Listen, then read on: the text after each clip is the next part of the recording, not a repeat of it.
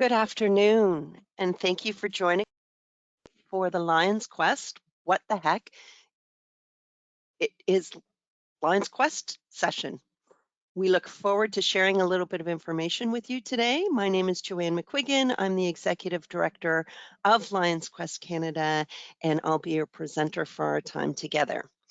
As we our session together today, it is important to be grateful for the opportunity to meet here and to reaffirm our collective make the promise and the challenge of truth and reconciliation real in our communities. We're in a virtual setting, so I will acknowledge that I'm currently on the Haldeman Track, traditional territory of the neutral Anishinaabe and Haudenosaunee peoples.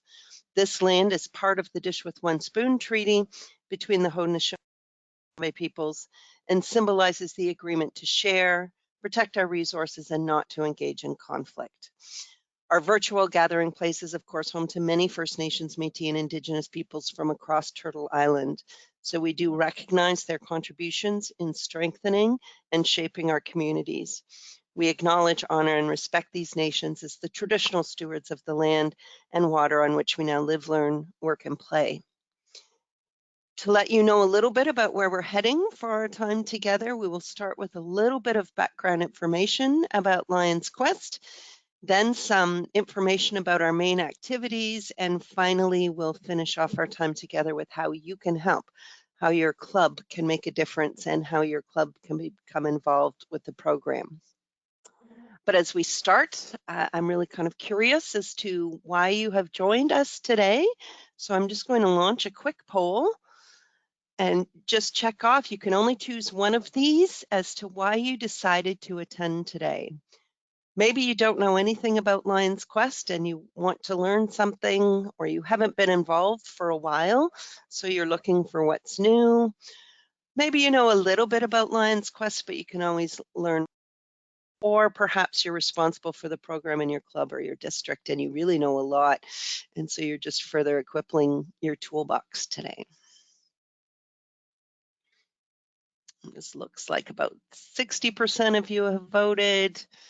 I know typically what happens when we're watching webinars, we're often multitasking, so I suspect you may be doing some other things at the same time. So we'll just give it another about 10 seconds or so to see who comes in. And based on our numbers of those who've replied, it's about half and half. Some of you who know a little bit but can always learn more, or who are responsible in your club or district, and about the other half don't know anything about Lions Quest. So that's helpful to me as we walk through this, give an indication of how much detail I should go through. The question box is available. Please feel free to use it and post any questions as we go. I may answer on the spot, or I may know that the information is coming later, but I guarantee I will get your questions answered before our time is over for the day. So let's dig right into it. Our mission. What is Lions Quest Canada all about? Formal mission, providing leadership, knowledge, and resources to develop capable young Canadians of strong character by making a difference where they live, learn, and work. And we want to make that positive difference in their families, their schools, and in their communities. And that's really a mouthful. So our short, more elevator speech language is that if we believe it takes a village, what Lions Quest Canada is trying to do is equip the villagers. A youth-serving organization that doesn't actually work directly with children and youth. Over our 30-plus year history, we have reached about 3 million young people in every province and territory across the country. The programs have been recognized by the UN and are currently in use in over 109 countries, and we're hitting that 20 million student mark. About 750,000 educators worldwide have been trained in Lions Quest programs. More locally in Canada, we've held 10 national gatherings on positive youth development. We've delivered 105 workshops in communities across the country, and we've trained an additional 1,200 people to build capacity in their own communities around positive youth development. We've also held 6 specialized training sessions for police services, but that's all just a bunch of numbers. And what we really want to do is think about what does it mean to be a villager and how can we equip those villagers? It's really all about relationships. And there are a number of stories that we can share around building that together. But one of the ones that I've often kind of said was one of the light bulb moments for me was when my son was in grade 6 and he came home and he had reading buddies in school. And he was all excited because he knew his reading buddy. And when he told me who it was, the mama bear in me came out a little bit because it wasn't the young person I really wanted to be an influence on my 6-year-old son. But as reading buddy time went on during the school year, Sam would always come home and say how much he was enjoying reading buddy time and how he was so lucky because his reading buddy helped him pick some of the books and let him read some of the words. And he was lucky because he had the best reading buddy in the school. And one day I was out in front of our neighborhood and his reading buddy walked down the sidewalk. And I called out to him and called him by name and asked him to stop. And he turned and looked with a face that I will never forget to this day. Like, what the heck did I do now? I'm just walking down the sidewalk. And I realized at that moment that the only time the adults in our neighborhood spoke to him was when he was doing something wrong. So I took the time to thank him for being Sam's reading buddy and tell him how Sam thought he was the best reading buddy in the school. And his posture changed and his face lit up. And all of a sudden, I started to see that young boy as what he could do, as opposed to all of those problem behaviors that he exhibited. And so we looked at the potential, we looked at what was right with him. And anytime his name came up in conversation with other neighbors about some of his problem behaviors, I would always add, and he was Sam's reading buddy, and Sam thought he was the best reading buddy in the school. And that's really what we're about, being that village. What can we do to help make sure that smiles on every young person's face, that the posture is there, that we're building young people up instead of pushing them down? So it's really 2 fundamental shifts from fixing young people's problems to promoting their strengths. And it doesn't mean we ignore those problems. What it means is putting the emphasis on their strengths and at making sure we do identify those strengths. And it's moving beyond programs to relationships. The programs are the tool. And Lions Quest social emotional learning programs are one of the very best programs in the world, if not the best. But the effectiveness will all depend on the relationship that educator has with their students. Relationships come first and foremost. So the big questions, and hopefully part of why you joined us today, is what is Lions Quest anyway, and why is it important? So let's start with what. What do we do? Our primary activities, our core part of what we do is the school-based programming around social emotional learning and the training connected to that. That is the majority of our work.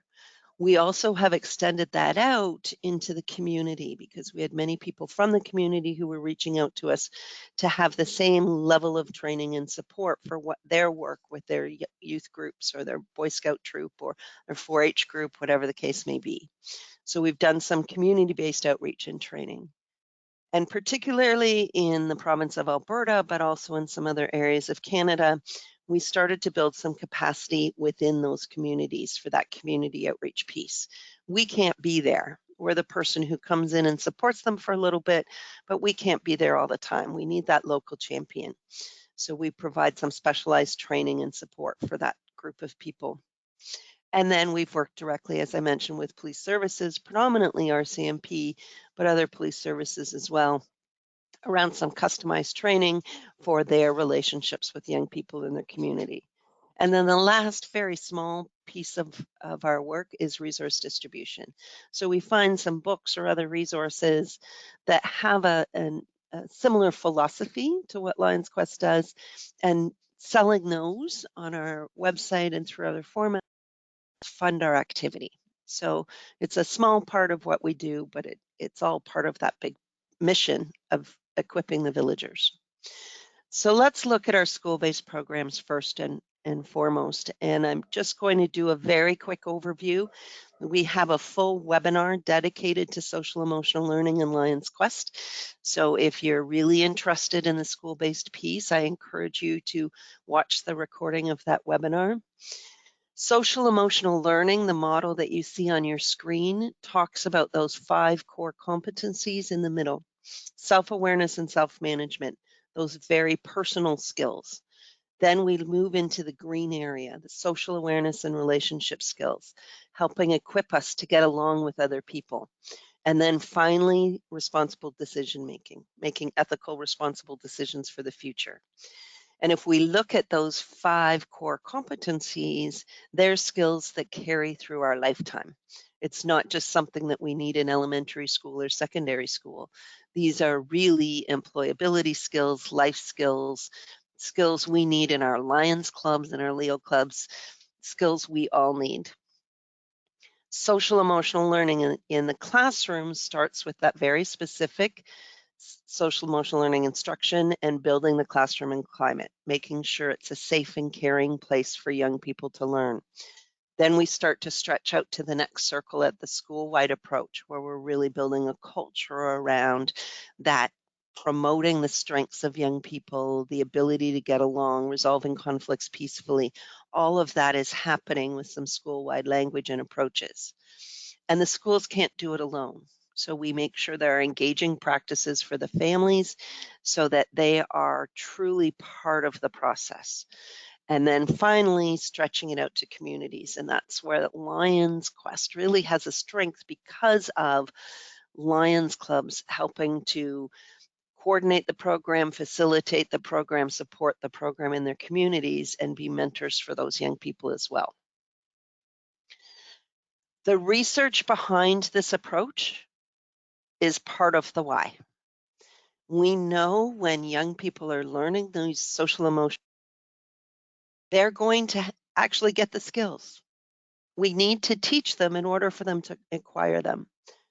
Almost every curriculum document put out by a Ministry of Department of Education in Canada says students will apply their decision-making skills.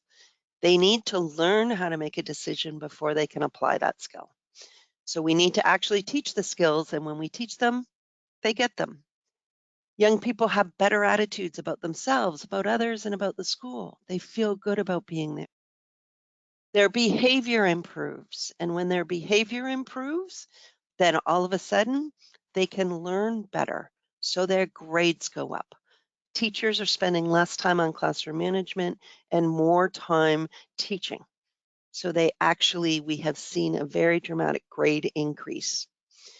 And there's reduced risk for failure, so that we know, first off, if they're behaving better, those conduct problems are starting to go away and their mental well-being is better. We've seen reduced substance abuse, we've seen reduced violence. All kinds of key factors are there when we see what that is. And as I mentioned, the other webinar that we have will go into a whole lot more detail on some of the research behind why social emotional learning is so important. So let's talk about our programs. Skills for Growing is early learning or kindergarten to grade 5. Skills for Adolescence covers grade 6 to 8. And Skills for Action is the secondary school level program, which is a little bit different approach than the early learning to grade 8 level. All of our programs have an actual classroom curriculum component and then 6 other key pieces. And I'll talk about all 6 of these components individually, kicking off first with the classroom curriculum piece. And this is on the handout. You'll see I posted about 5 different handouts with the meeting today, so you can download this and have a look. It's kind of hard to see on your screen depending on how you're watching the webinar today. But the key piece is it's sequential in 2 ways. So we start to build the skills in early learning or kindergarten, and we continue to develop those same skills as they age through the program. So decision-making in early learning might be think and choose. Decision-making at the grade 8 level is going to be far more sophisticated. Identify what the problem is. Think about all of the possible options. Throw out the ones that are negative or will cause a conflict. Consider all the positive choices, make the decision, reflect on that, and decide whether you take the same decision again. So the decision-making model will evolve as they age. It's also sequential from the beginning of the year to the end. So much like when we talked about those social emotional learning skills, focusing on the self first, and then the interrelationships or the relationship skills with others, and then decision making. So unit 1 is building the positive learning community. Unit 2 are those personal or self skills. Unit 3 are the social skills, the relationship skills. That's where the bullying behavior fits in. Unit 4 is health and prevention. So decision making fits in here, as well as the issues around substances. Early learning or kindergarten, it might be what they would find under a kitchen sink or in the medicine cabinet. As we get to the higher grades, we're talking about tobacco, alcohol, other substances. Unit 5 is service learning. And this is the one that should be the highlight for every part of the Lions family, because they're taking all of the skills that they've learned to this point and putting them in practice in the community. And I'm getting a question that there is no sound. If someone can confirm that you now have audio, have I been delivering this for 15 minutes with no sound? Or is that just one person with no sound? My apologies. Okay, great. Thank you. I had confirmation you can hear me. So William, who just posted that, thank you. If you if you could just confirm that you have the sound on. Thanks to everyone else for confirming that. My apologies for that interruption. Saw that question pop up. So unit 5 is the service learning piece. And as I said, they'll be putting all of those skills to practice in the community. So it's their way of learning how to be a lion. Then unit 6, finally, we reflect and close and celebrate everything that they've accomplished that school year. So that's the core program for early learning to grade 8. At the secondary school level, the whole program is based around service learning. So there's a project or a placement model where the students, maybe it's a social studies class, or it could be a civics class, or it could be a tech class. A tech class might build a gazebo for a seniors housing complex, or a science or biology class might clean up a creek bed. So in the project model, it would be a service learning project connected to their academic subject. The placement model is typically part of a co-op program. It could be part of a civics or careers place program where the students will go out and work or volunteer in a local not-for-profit or community-based organization. So it's a placement within an existing group or organization rather than a standalone project. Whenever we do service learning, and we should put this into practice with all of our projects, even at our Lions clubs or Leo clubs, investigate what the issue is we want to do something about, prepare and plan for what we want to do, take that action, reflect what did we learn from this, what else do we need to do, and then celebrate, demonstrate to others what we've done and celebrate that. So that's part of service learning in the classroom and in the school setting, and it's what we should be doing in our clubs as well. The most widely used part of our secondary school level program is the Skills Bank, and we now have this available as a standalone resource for about $50. It's a great tool for Lions leadership activities. It's a great tool for our Leo clubs, and there are standalone lessons or activities to reinforce skills in these 6 areas. Some really great little simple activities, exercises, learning opportunities that we can do to build those skills. So very quickly, I've talked about those first 2 key elements, the curriculum and the service learning component. So let's talk about the other 4 as well. Training used to be in person, and Lions Quest has been around for 30 years. And when I first started with the organization 30 years ago, we had a 3-day intensive learning retreat for training. It was 9 to 9 on 2 days and 9 to 3 on the third day, very intensive.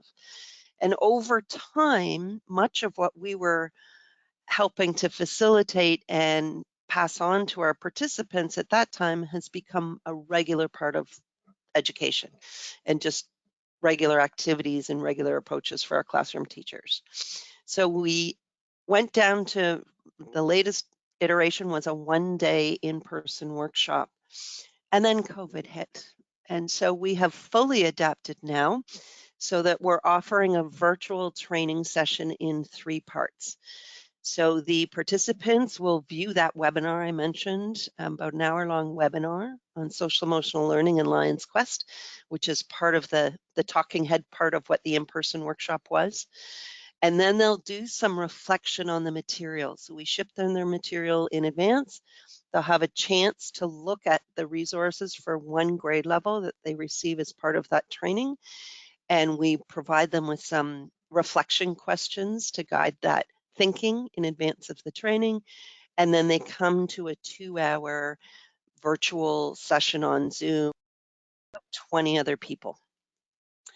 And we encourage it to be open to all. It's not just educators. We love to have non-teaching staff, and we'll provide resources for them. They don't necessarily need the full classroom set or the full grade level kit, but they get some of the resources. Custodians, parents, Lions, everyone is welcome at the workshop. So we encourage them to come in, and we found that since they get their material in advance, not the day they arrive at the workshop, the conversation and discussion has been much richer. So we're really, I think that the virtual model has actually been a great move forward for us, and we anticipate most of our workshops will continue in that method, even when we hopefully eventually move out of this pandemic that we're currently in. I will pop back and say one other piece that is very important. It's $350 a person for that virtual workshop, and that provides them with all of that training and follow-up support and the resources for one grade level. So that's what they would receive. And if they don't need the full resources, if they don't need the lesson plans for every day, if they're an educational assistant or support staff within the school, a parent, a Lion, then it's $150, and we provide them with some of the essential resources to help them support the program, but not the full kit. We talk specifically in the workshops. We look at building that relationship-centered learning community. We look at instructional strategies to use to deliver the program, and then the final part of the online training is implementation strategies. How are they going to make it work in their particular setting, whether it's full staff being trained in the school, whether it's just one teacher in one classroom, whether it's in an out-of-school setting. So this was for workshops where the participants were asked to contribute some words about what comes to mind when you hear relationship-centered learning community. And so all of that relationship-centered words are what we got back from the participants. And if you have a look at what some of them said, it means that our kids are in good hands. And this was in the heart of virtual learning, so it was really neat to see some of that. We also have heard some of the research that has come out since many classrooms did have to move to a virtual setting, and it was classrooms where educators were already doing social emotional learning programming and had that relationship-centered classroom established that had the best transition to a virtual setting. So they were able to move into the online world of teaching much easier with better response from the students than those who had not yet done that work. We look at positive school climate, and because the lesson units and themes are the same for all grade levels, then we can start to see that opportunity for school-wide approaches. So when they're focusing on bullying, when they're focused on establishing shared agreements within the classrooms, we can extend that out to the whole school-wide approach.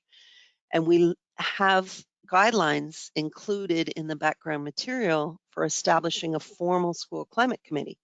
So there's a group of people that just focus on how can we make this school feel good for the staff and students who are spending a lot of time here. And students need to be on that committee too. I often say, even in my elementary years, which is many years ago now, the custodian was the most influential person. The teachers came and went. We would have new teachers each year, and some would retire, some would move on to other schools. The custodian was the same person when I started kindergarten as when I finished in grade 8. So he had wonderful relationships with the students. So why not have that person as part of the school climate team? So there's all kinds of opportunities for building that school climate. We also want to make sure those families are engaged. So there are homework activities with most of the lessons that will go home. There's a handout sheet that goes home, USB drive that comes along with the material. So there's a piece that will go home so the families can see what the students learned that week or that day, and they will then be able to use the same language and have discussions at home. And there's a series of family meetings, one set for early learning to grade 5, another for grade 6 to 8, that also help reinforce that same lessons. And with any program, we always love to see families and parents in the classroom and in the school as additional resources. Community engagement is equally critical. So we often will see Lions as mentors for those service learning projects. They can be involved in hosting and or delivering those parent meetings and family meetings. They could be sponsors for service projects. Maybe there's a project that you could do together with the students in the classroom. Certainly fundraisers and supporters of the program. We could not do this without you. Part of the implementation team, attending that training. Supporting the additional student material. And we don't do much of the book distribution and textbook style now. We've provided all the student material on the USB drive, on the flash drive, so the students can write in their own journals, or the school can run them off, copy them internally. The books are very expensive, and it's not always the most environmentally friendly approach, but that is an option. Being part of that school climate committee that I talked about, and of course being classroom helpers. So lots of ways for you to engage. And I've put one of the other handouts is the Lions flyer, and the flip side of it is a whole host of ideas as how Lions can stay connected with their local schools. I talked briefly about our community workshops. This was something that really came from a demand perspective.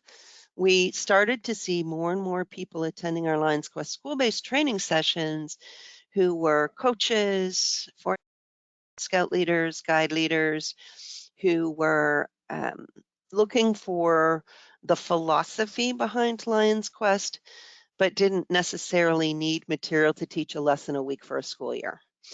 So we took the philosophy and training and research behind Lions Quest and came up with about a 3-hour in-person workshop that we've converted to a 2-hour workshop that's available to help equip the villagers, going back to that initial mission. So many of our clubs have hosted that. Many of our districts have hosted those community workshops. We started doing them virtually, and some districts have hosted the virtual session as well, either focused on a Lions district or focused on a specific community and geographical area. We're currently updating that workshop model, coming up with a new, perhaps 60 to 90 minute briefer workshop, as well as a more in-depth 3-part training session, because there's a difference between what people are asking for right now.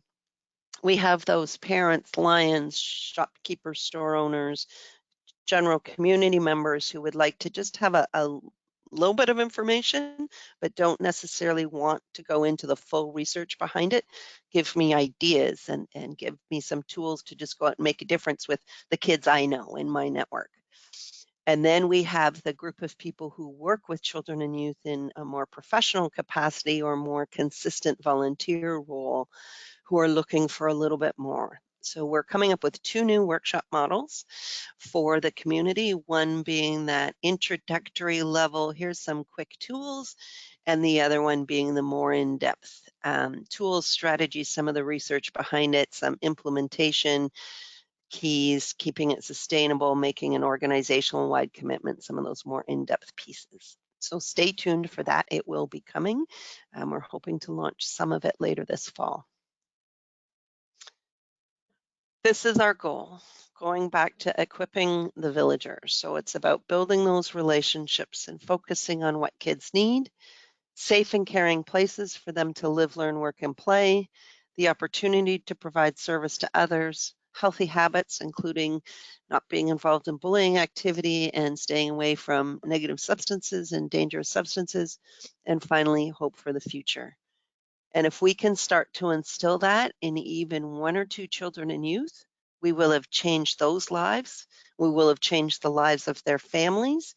We will have changed the lives of that community and neighborhood. And ultimately, we have changed society. So my first kind of whole focus around the background and what we do is talking about making that difference. And we've done it primarily through those community-based workshops and our school-based programs. We've also done a little bit of additional work, and we're not as focused on this right now just due to capacity issues. But Tim Horton Children's Foundation, when you look at the camp programs and the Send a Kid to Camp in Timmy's days, the camp programs at all of their camps across Canada are based on our philosophies. So we did a lot of work and a lot of training with Tim Horton Children's Foundations. The same with Ontario Association of Children's Aid Societies and Kids in Care.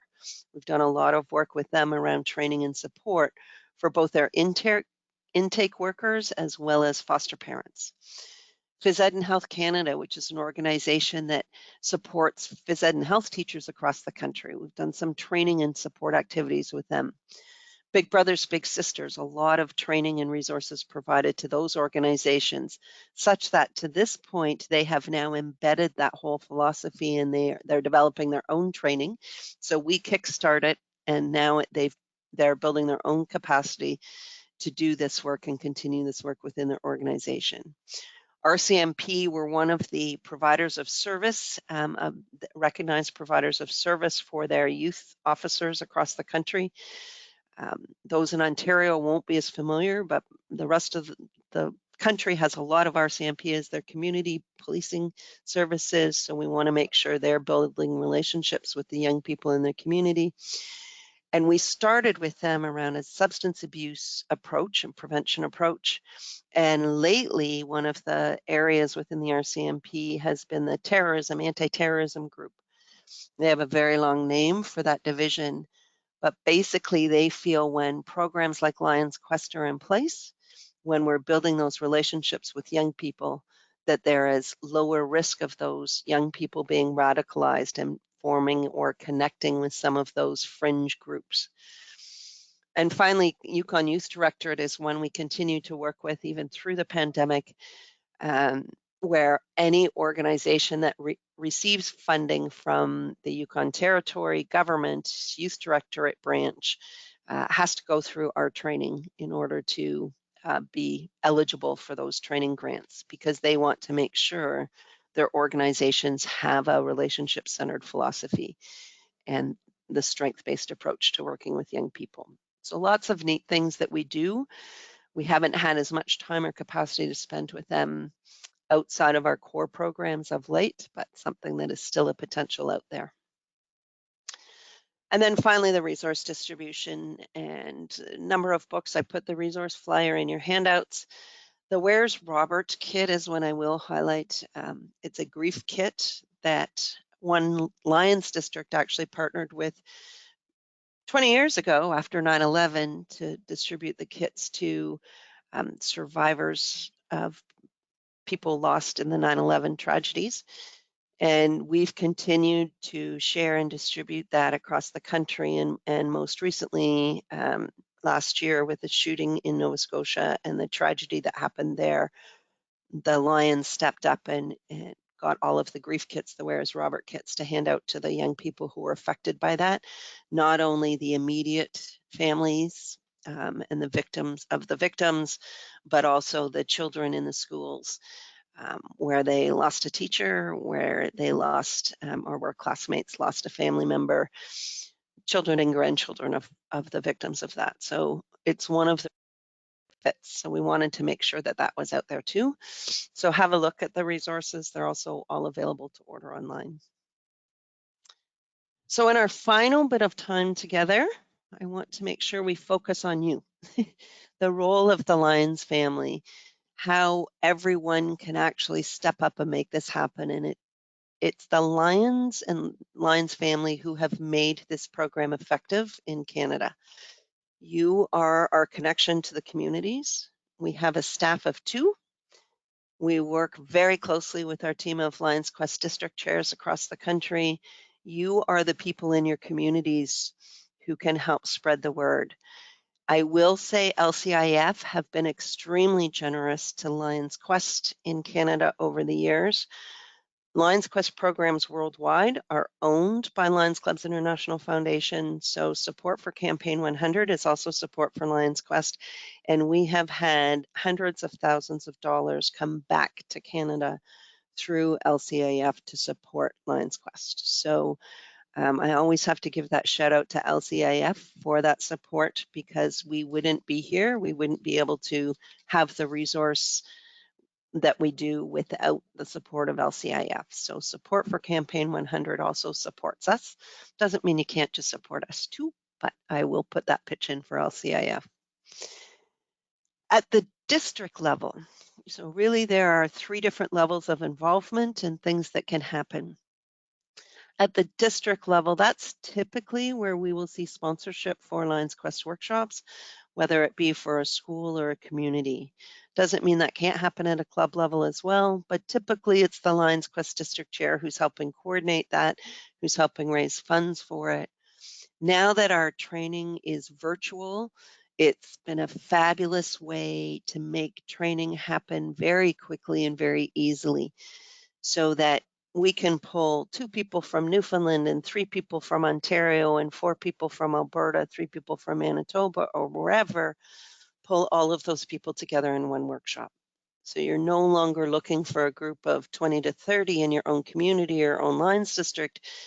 As soon as you've got one person ready to get trained, we can make that happen. At the district level, typically that's where we see some connections with school principals, definitely with the school districts, with trustees, politicians, police services, youth workers. That typically will all be coordinated by the Lions Quest district team and or district chair, whoever within the Lions district.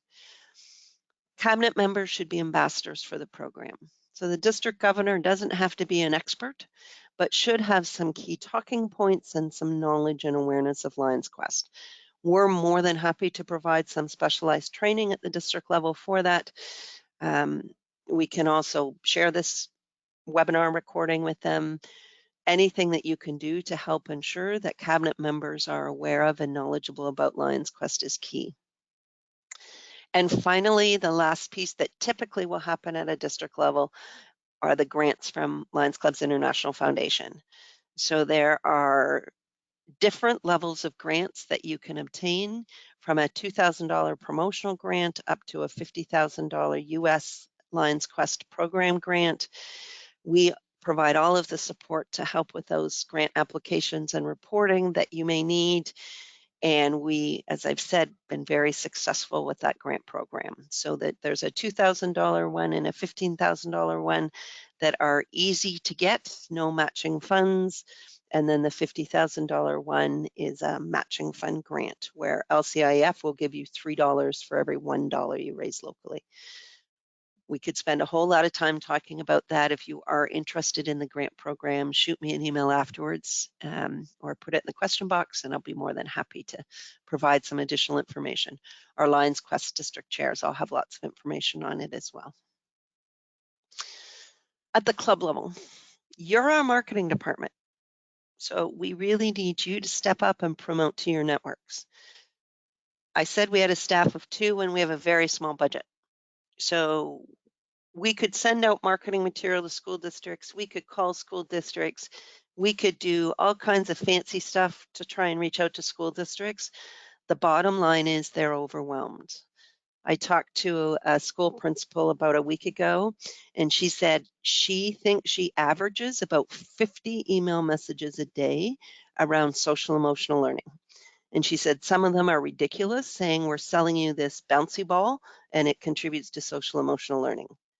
It probably does if they really stretch it, but she said they are just overwhelmed. But you know, educators, those principals, teachers, school board trustees, school board superintendents are in your neighborhoods. They're in your families. They're in your clubs. So when you talk to them and say, hey, have you heard about Lions Quest? You should check out this program. They will likely take the time to look at it. They're going to at least have a better chance. So please use your networks. You can sponsor an educator to a workshop. Encourage them to go and say, hey, we've got $350 in our club or $700 for a couple of teachers, better yet, to send to a workshop and provide them with the resources and then stay in touch with them. You could attend.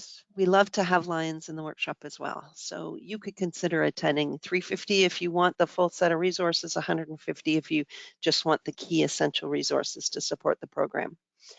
Percent of fellowship, $500, and those dollars go directly to support Lions Quest programs across Canada. So when I say we're developing new training, that takes time, resources. We need your support and investment to help do that. Put it in your annual budget. So when that letter comes out from us or comes out from the district chair looking for support, know that you have some dollars available. And I will say there's really two ways to support Lions Quest, and both are equally important. One is the support to us as a national organization and charity to cover kind of the bigger picture items that we do. And the second is that local districts and or district support to fund training for your teachers, your educators, and in your community. So there are two different levels of financial support. Involve young people in your service projects, and that doesn't mean asking them to pick up garbage. It means giving them meaningful roles, put them as part of the decision making, have them help you talk about how to spend money. We had one of our Lions clubs who said they had decided that they were going to build, I think it was soccer fields. They wanted to do a soccer field in their community because all the young people in their community were traveling to the neighboring community across a bridge, across a river, to play soccer. So they thought we should have soccer in our own community. And they were going to raise funds and they were going to do a lot of the work themselves and make this happen. So they had a soccer field. They invited young people to the table. The very first meeting, the young people said, but we don't want a soccer field here. And the Lions were kind of taken aback by that, going, but you're all going over there to play soccer. And they said, yes, but we can still go over there and our friends from over there aren't going to come here to play soccer. We want beach volleyball because they don't have beach volleyball. And that way we'll go there to play soccer and they'll come over here on our side of the river to play beach volleyball. What a brilliant suggestion from a group of young people because they were engaged. So support and finally support those community efforts that benefit children and youth. We've had clubs who've done a thank you or appreciation night at the end of the year for all the volunteer coaches and youth group leaders in their community. Obviously, our clubs all support. We write checks all the time from my own club to support those youth groups in our community and help make sure they continue to happen. Children and youth need them now more than ever. So lots of ways our young people can be supported by our clubs. And you as an individual, what can you do? I'm just a Lion. I don't know if my club's going to get involved. Well, be a villager. You can join the Q Bear fan club. That's a $100 donation to Lions Quest. We send you a great little certificate and picture drawn by a Lions Quest student of Q Bear. So join the fan club. That's a little financial support. Say hi. Talk to young people. Use their names if you know them. Teach and learn from young people and support those adults who are there regularly and daily with young people. We talk about Q Bear a lot. He's the mascot in the early learning in grade 1 part of the program. And so we really want to make sure that people understand who Q-Bear is. He's in our logo, as you can see in the corner of the slide, and he is the Q-Bear Fan Club. He helps kids feel safe in the classroom. And a few years ago, we were at a Lions meeting, and there was a young lion. He was a new lion, early 20s, kind of sitting to the side of the room and not really engaged in the conversation. We were sitting around a table, we were talking about Lions Quest and how their club can get involved and how we could make it happen in their Lions district again. We had a few people there. And he was just kind of sitting on the periphery. He'd come with his grandmother, who was a lion. And finally he said, Q-Bear, whatever happened to Q-Bear? And he hadn't been part of the conversation. We hadn't even mentioned Q-Bear yet. He was a young person with a learning disability, definitely had had some struggles in education. And when we asked him about Q-Bear and said, tell us about Q-Bear and why you're asking about Q-Bear, he said, I was bullied a lot in school and Q-Bear kept me safe. He was such a fundamental part of the classroom that he made that young person feel safe.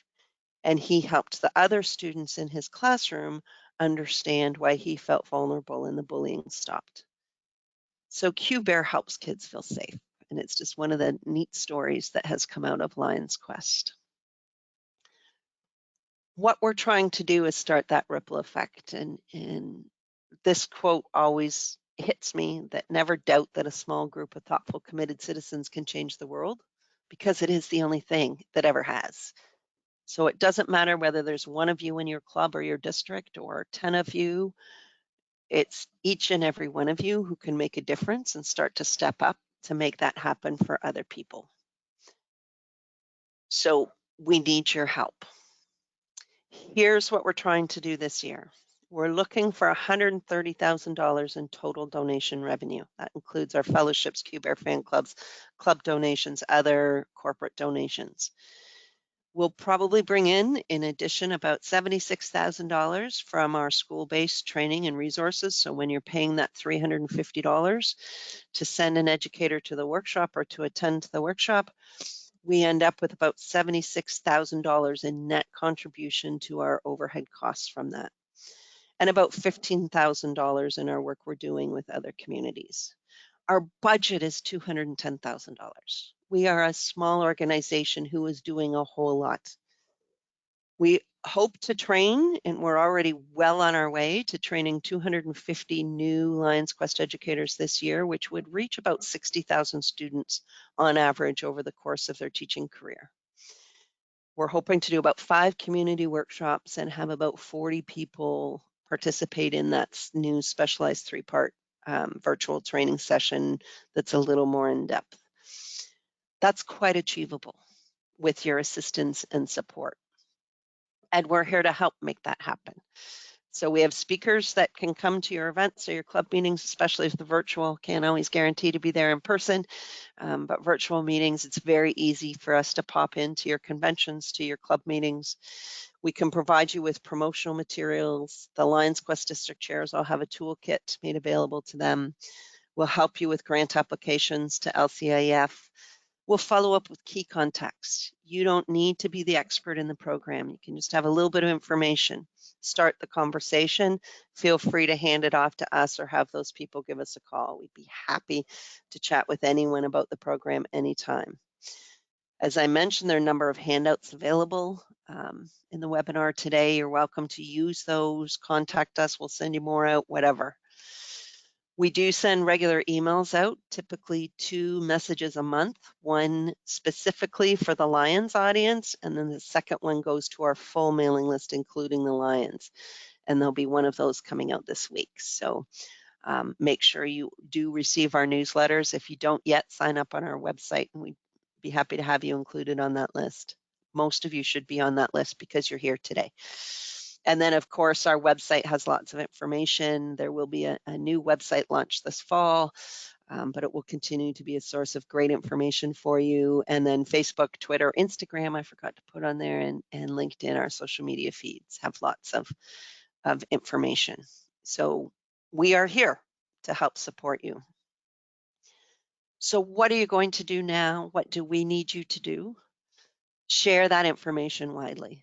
As I mentioned, you are our marketing department, so we need your help to put the word out there. We have over 50,000 educators across the country in our 30-year history. So there may be people using Lions Quest in your local school. Reconnect with them. Check in with your school. I just talked with somebody the other day who'd been teaching the program for 25 years and decided, I think it's time I get some new material. I think we've updated the program 5 times since she was initially trained. So she participated in the workshop and got a new set of resources because she said, it's time for me to get something fresh. Invest in Lions Quest Canada. So your dollars, your time mean a world to us. Budget and plan for training, whether it be at the school-based level, the community-based level, or both. Share those social media messages, repost all of those social media messages. And with that, I will take a breath and I will pause, and the question box is available. So if you have any questions, feel free to pop them in there and I will answer them. One of the ones we frequently get that I did neglect to mention as we were going through is French. And I'm excited to say we are starting to see the potential for having French resources available. We have always relied on the generosity of some of our French-speaking countries to share their resources with us, and we haven't yet had a culturally appropriate one available to us, and we now do. So we have a couple of educators checking out the grade levels right now to see if it does make sense for us. All of the grade levels are not yet available, but we are hoping within the next, I'm not sure what their timeline is, so I will say within the next year or two, hopefully we will have more grade levels available in French. At this point, we're English language only. I'm not seeing any questions, so perhaps I've answered them all for you.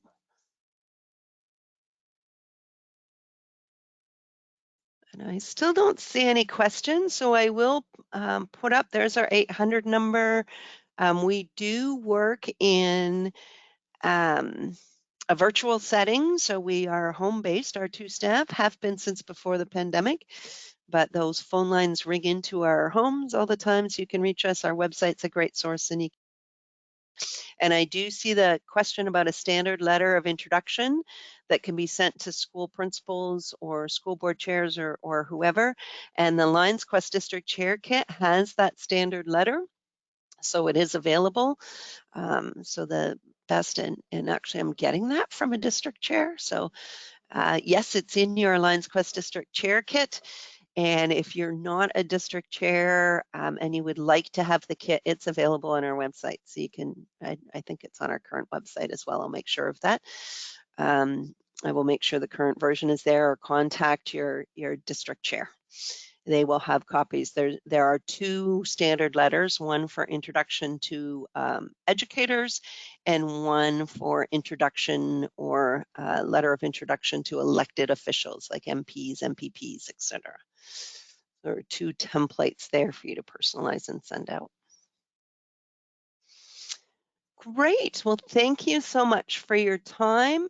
You will receive a copy of this recording, and we'll also be posting it up on our website and sharing it via social media. So feel free to share it with others as well. I have one last poll that I want to put up before we close off, and that's to see what you plan to do. And this time you can check as many things as you would like. Sharing information with your club, approaching educators, asking a club to support Lions Quest, visiting the website, or maybe you're not quite sure yet and need some more information, in which case reach out to us.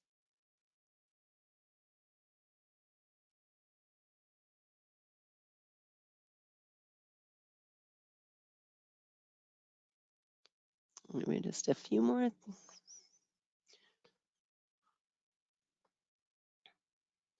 Looks like lots of you plan to go to our website. That's great. We do try to keep it current and updated, but we're also at the same time setting up a new website. So Hopefully everything is current. I'm pretty sure everything's current on there. If you can't find something you're looking for, email. We're happy to do that. And it's great to see about 2/3 of you will be sharing it with your clubs. So love to see that. And about 1 in 4 of you approaching educators in your network. Half of you are looking to your club to support Lions Quest, and a quarter of you aren't quite sure what you're going to do yet. So we are here. Thank you for your time and energy today. Really appreciate your support, and reach out anytime you have questions. We'd be happy to help you, and your district chair is a great resource for you as well.